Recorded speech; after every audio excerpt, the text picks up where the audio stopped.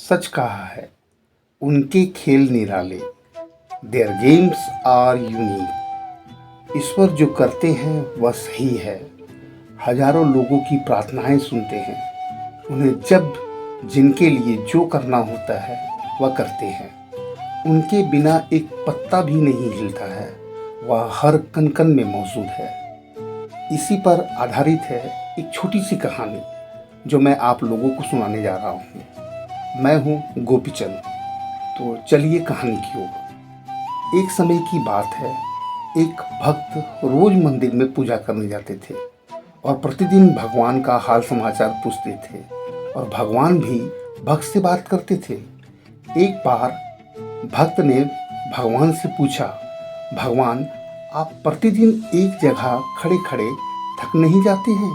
क्या आपको कभी भी कहीं भी घूमने की इच्छा नहीं करती है?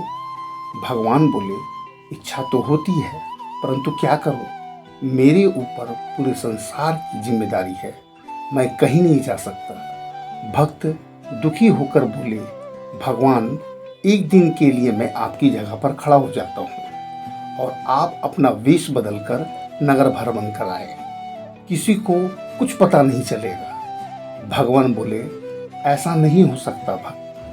किंतु भक्त के बहुत आग्रह करने पर भगवान ने उस भक्त की बात को अवहेलना करना उचित नहीं समझा और अंत में मान गए। भगवान बोले, मैं नगर भ्रमण के लिए जा तो रहा हूँ, किंतु मेरी एक शर्त है कि कोई भी भक्त इस मंदिर में प्रवेश करे तो तुम सिर्फ मूर्तिमय बन खड़े रहना। तुम अपने मुंह से कुछ भी ना बोलना, सिर्फ सुनना, क्योंकि मैंने पहले से ही सभी के लिए सब कुछ तय कर रखा है। भक्त के हामी भरने के बाद भगवान नगर भ्रमण के लिए निकल पड़े और मंदिर में भक्त भगवान के स्थान पर मूर्तिमय बन खड़े हो गए। भगवान और मंदिर में भगवान के जाते ही एक सेठ आया और प्रार्थना करने लगा कि हे भगवान, मैं एक नया फैक्ट्री लगा रहा हूँ, उसे खूब तरक्की देना। ज्यों ही सेठ भगवान को प्रणाम करने के लिए नीचे झुका, सेठ का पर्स जमीन पर गिर गया। भक्त बोलना चाहा, अरे सेठ, तुम्हारा पर्स गिर गया है, किंतु भक्त भगवान को कुछ ना बोलने की वचन दे रखा था, इसलिए वह चुप रहा, सिर्फ देखता रहा। सेठ के जाने के बाद एक गरीब आदमी आया। वह फरियाद करने लगा कि हे भगवान, तुम्हारी कैसी लीला है।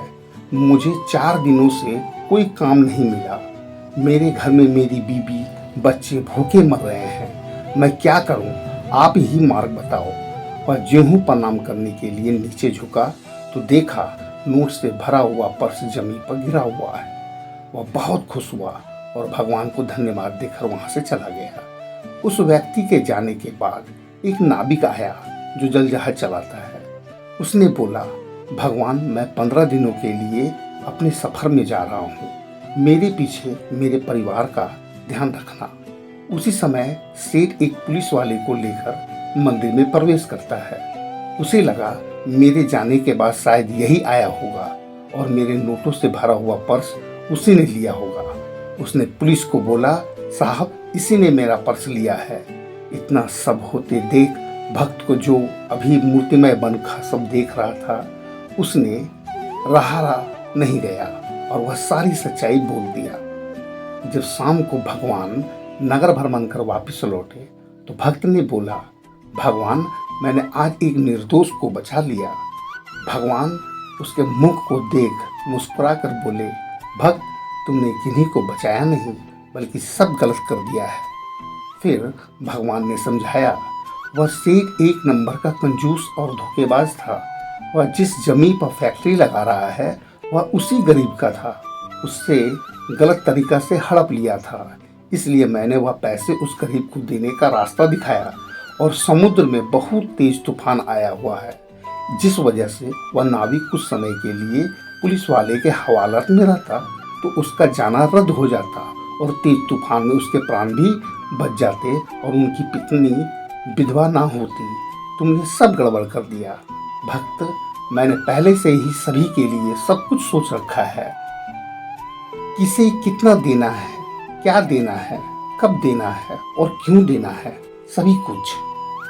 अतः मुझ पर विश्वास रखो, मैं ही सृष्टि को पालन करता हूँ, मैं ही सभी का दुख को हरने वाला हूँ। भक्त स्तब्ध भाव से खड़ा देखता रहा। सच है, ऊपर वाले के खेल निराले होते हैं। Their games are unique.